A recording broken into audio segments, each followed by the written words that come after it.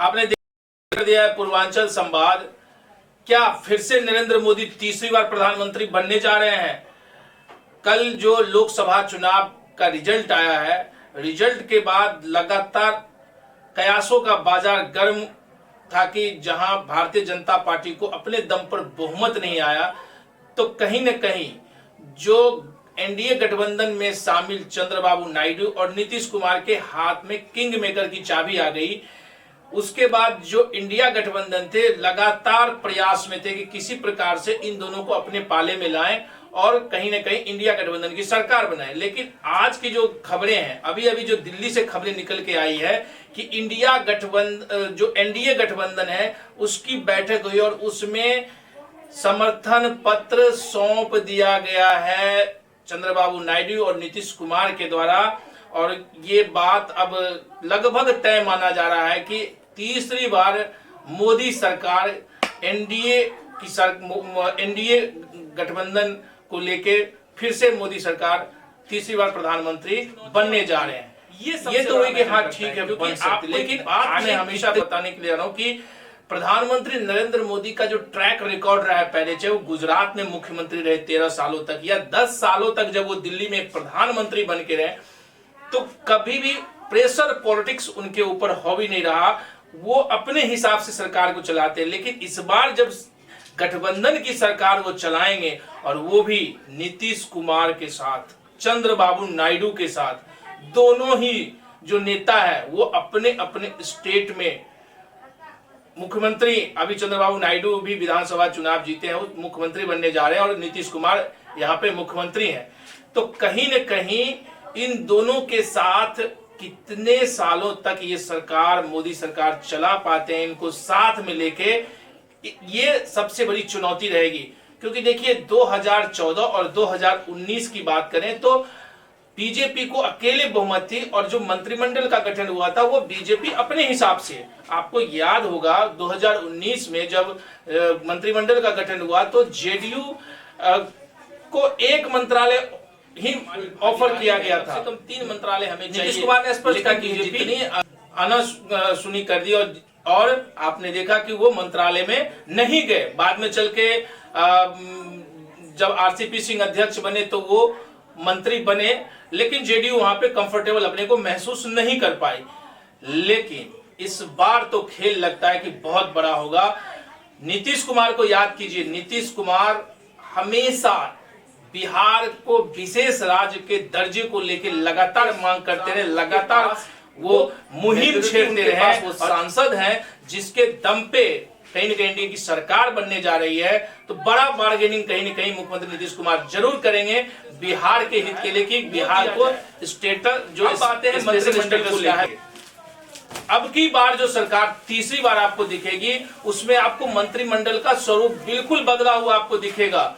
जैसे भारतीय जनता पार्टी अपने हिसाब से मंत्रिमंडल का गठन करती थी, जो बड़े बड़े पोर्टफोलियो थे उनके पास हुआ करते थे, वो कहीं न कहीं इस बार जो है वो या तो टीडीपी अब भी जेडीयू है, उनका तो है, दोनों का कहीं न कहीं बार्गेनिंग पोजीशन में है और अच्छे मंत्रालय पे करेंगे। तो इस बार आने वाले समय में जब आपका बहुत ही जल्द सरकार का गठन भी होगा तो आप देखेंगे कि जो मंत्रिमंडल है वो कहीं न कहीं बदला हुआ आपको नजर आएगा। वो 2014 और 19 वाला मंत्रालय इस बार आपको देखने को नहीं मिल सकता है। जिस तरह से बीजेपी जितने भी बड़े मंत्रालय थे वो अपने पास रखती थी, लेकिन इस बार जो देश का रुझान आया उसमें कहीं न कहीं जहां 400 का नारा था बीजेपी का, वो 240 पे आके सिमटती हुई दिखी। खुद एनडीए भले 292 तक पहुंच गई, उनको एनडीए को बहुमत भी मिला, लेकिन भारतीय जनता पार्टी अपने 14 में भी वो पूर्ण बहुमत में थी, 19 में तो और ज्यादा उनके पास मैंडेट था।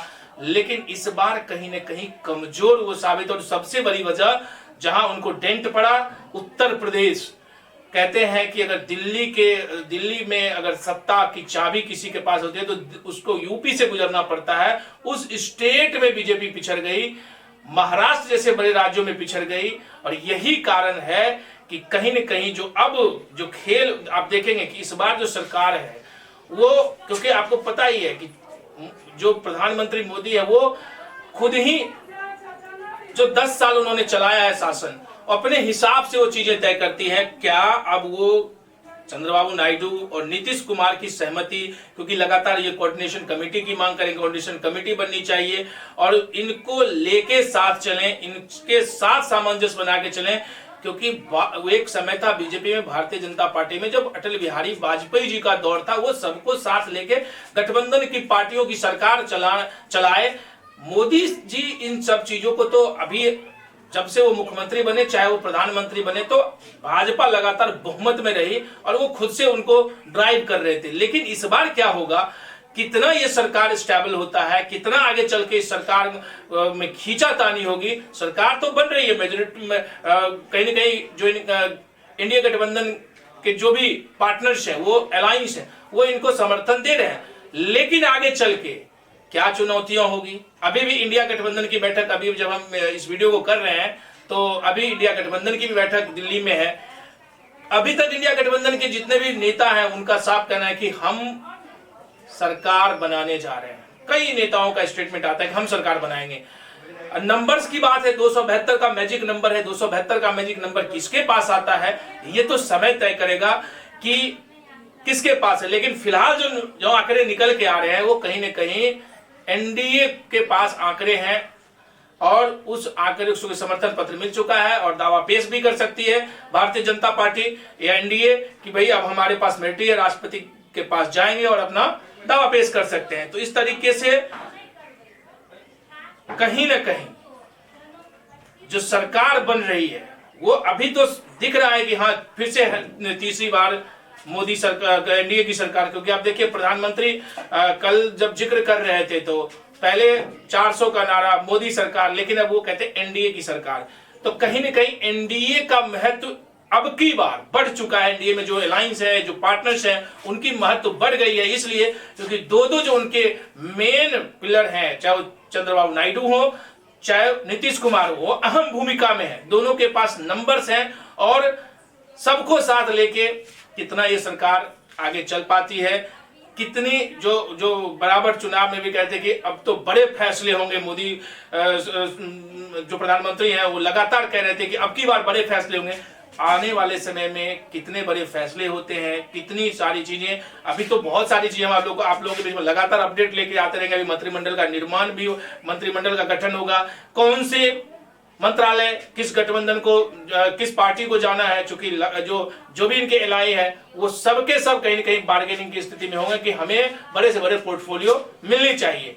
क्या कुछ होता है, क्या इंडिया गठबंधन कुछ खेल कर पाएगी या फिर से एनडीए मोदी जी को तीसरी बार हैट्रिक दिलवा पाएंगे। ये सारी चीजें लगातार हम आपके बीच में क्या क्या होती है, इन सारी घटनाओं को लेके लगातार आप लोगों के बीच में आते रहेंगे। आप बने रहिए पूर्वांचल संवाद के तक। अभी तक अगर आपने हमारा यूट्यूब चैनल सब्सक्राइब नहीं किया तो सब्सक्राइब कर लीजिए और बेल आइकन को हिट कर दीजिए और लगातार आपके बीच जो ताजा तरीन खबरें हैं वो हम आप तक